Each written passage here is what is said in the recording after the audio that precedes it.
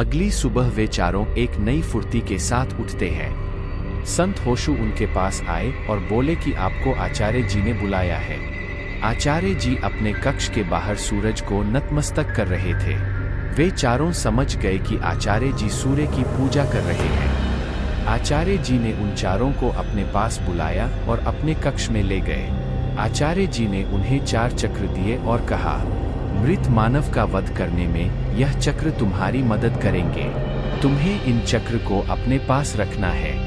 यह विष्णु जी का प्रतीक है, इसलिए इसकी शक्ति का अंदाजा हम लोग नहीं लगा सकते।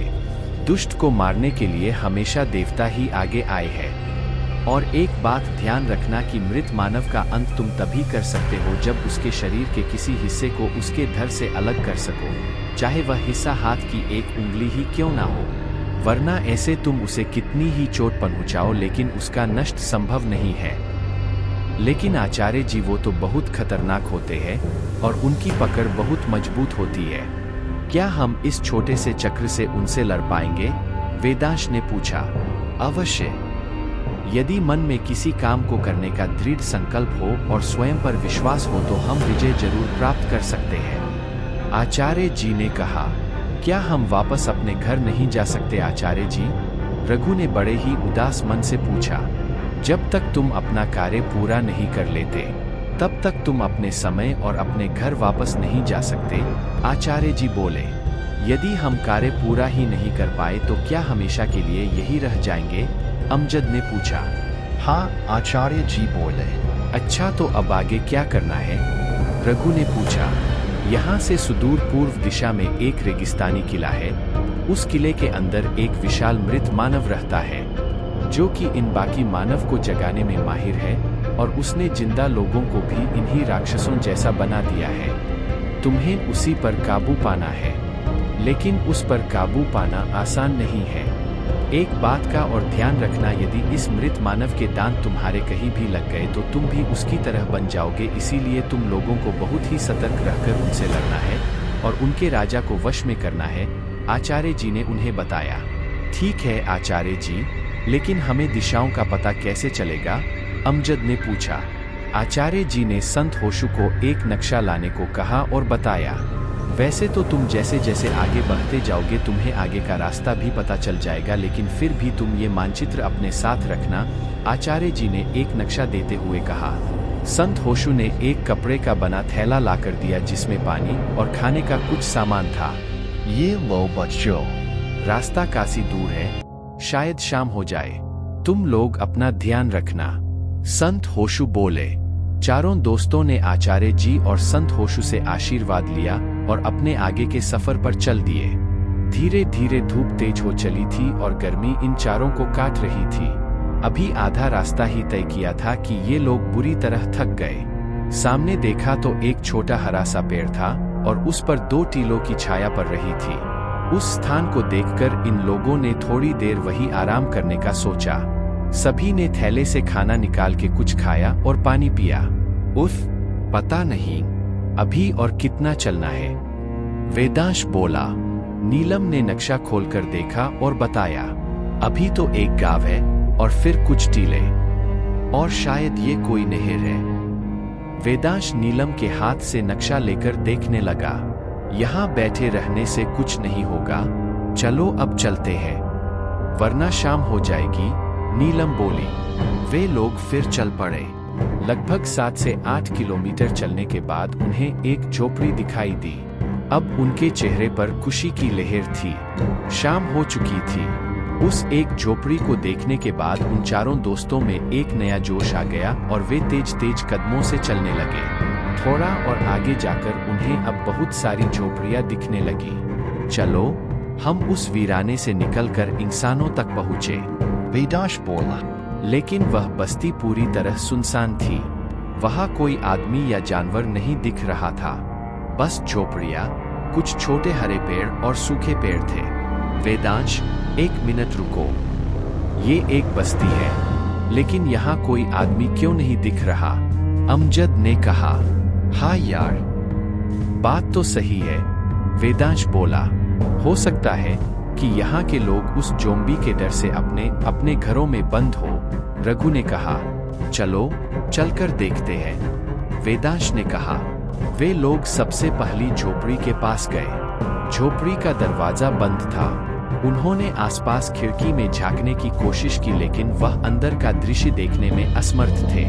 अमजद ने झोपड़ी दरवाजा खटखटाया और आवाज लगाई, कोई है अंदर?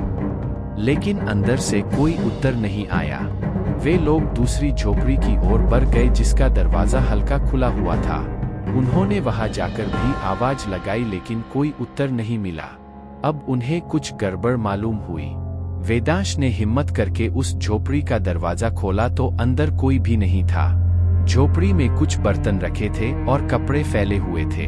वेदांश वापस बाहर आने के लिए मुड़ा ही था कि उसे ऐसा लगा कि अंदर कोई चीज हिल रही है। वेदांश ने पलट कर देखा तो उसकी चींख निकल गई। फैले हुए कपड़ों के नीचे से एक मृत मानव, ज़ॉम्बी, खिसक रहा था। वेदांश की चींख सुनकर पास में ही खड़े उसके दोस्त भी घबरा गए। उन्होंने भी झोपड़ी के अंदर देखा तो एक मृत मानव धीरे धीरे खड़ा हो रहा था। सभी दोस्तों के पैर एक जगह जम गए, लेकिन रघु ने तुरंत थैले से वह चक्र निकाला और भाग के उस मृत मानव के पास गया। ये देख रघु के बाकी दोस्त उसे रोकते ही रह गए, लेकिन रघु ने एक ही वार में उस मृत मानव का कान उसके शरीर से अलग कर दिया। कुछ देर वह मृत मानव अपनी जगह पर ही फड़फड़ाता रहा और फिर एकदम नीचे गिर गया। चलो यहाँ से चलते हैं, नीलम रघु को खींचते हुए बोलती है। वे लोग उस बस्ती से बाहर निकल रहे थे कि एक एक करके सभी झोपड़ियों में से मृत मानव निकलते लगे। उन मृत मानवों में बच्चे भी थे। इन लोगों का पीछे की तरफ भागने का कोई मतलब नहीं था, इसीलिए इन्होंने दाएं ओर भागना शुरू किया, लेकिन वहां से भी 15 से 20 मृत मानव इन्हीं की ओर आ रहे थे। लगता है पूरा गांव ही ज़ॉम्बीज में तब्दील हो चुका है, अमजद बोला। अब धीरे धीरे अंधेरा होने लगा था। इन लोगों के पास बचने का केवल एकमात्र हथियार चक्र ही था। ये 4 लोग थे और हर दिशा से निकलते 15-20 ज़ॉम्बी। हम किस किस को खत्म करेंगे? इनकी संख्या तो बहुत ज्यादा है, नीलम बोली। लेकिन इस तरह से खड़े रहकर मरने का इंतजार भी तो नहीं कर सकते, वेदांश बोला।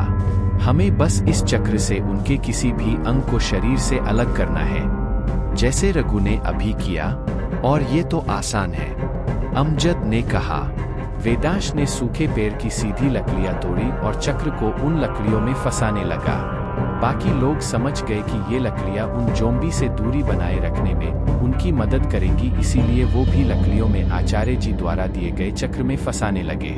वे ज़ॉम्बीज इनके काफी करीब आ चुके थे और अब उनके चलने की स्पीड काफी बढ़ चुकी थी। ये लोग समझ चुके थे कि सूरज ढलते ही इन लोगों का जागना शुरू हो जाता है और अंधेरा होते ही इनकी शक्ति बढ़ जाती है।